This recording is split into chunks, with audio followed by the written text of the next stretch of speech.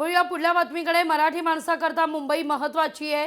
बा नांदगावकर म्हणतात मुंबई आपल्या हातात राहिली पाहिजे, असं देखील नांदगावकरांचं म्हणणं आहे।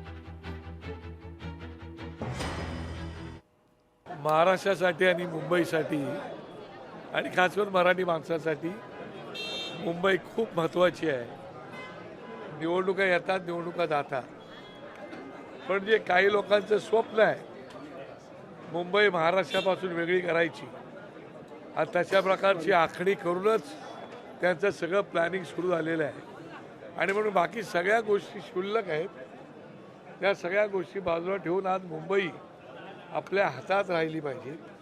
आणि म्हणून आपण ही निवडणूक अत्यंत जोमात जोशात आपल्याला लढवायची आहे आणि कुठल्याही परिस्थितीमध्ये मुंबई आपल्या हातात राखायची आहे।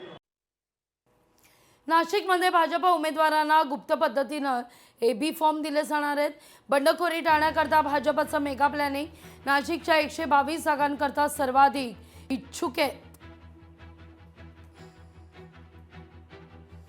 कोल्हापूरमध्ये भाजप शिवसेनेत तणाव वाढतोय। महानगरपालिकेच्या काही जागांवरून तणाव वाढलेला आहे। दोनही पक्ष आपापल्या भूमिकेवर मात्र ठाम असल्याचं दृश्य आहे।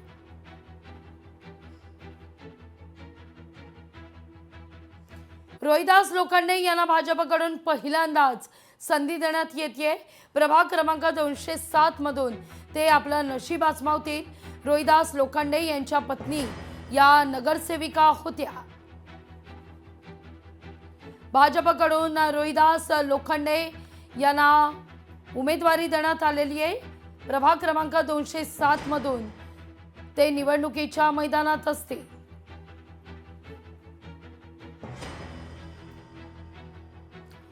तर मनसेचे प्रवक्ते गजानन काळे यांनी ट्विट करत थेट निशाणा साधलाय भाजपवर। पाहूया आपण काय ट्विट आहे। आमच्या केशवरावांना मुंबई महानगरपालिकेचं तिकीट तरी मिळालं की नाही? इथं पण भाजपनं बनवाबनवी केली असं वाटतंय। काना मागून आला आणि तिखट झाला असंच म्हणावं लागेल। केशवरावांसारखे निष्ठावंत आयुष्यभर सतरंजाच उचलणार असं म्हणत गजानन काळे यांनी या ठिकाणी टीका केलेली आहे। ही नवीन भाजप आहे, जय हो देवा भाऊ असं गजानन काळे यांचं ट्विट आहे। आमदार खासदारांच्या मुलांना तिकीट मिळणार नाही असा आदेश काढतात, मात्र काल परवा आलेल्यांना तिकीट, हा कसला न्याय?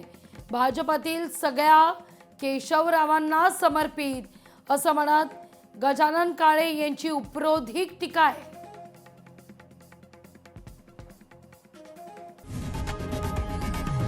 लोकशाही मराठी ऐका, पहा, जागरूक रहा।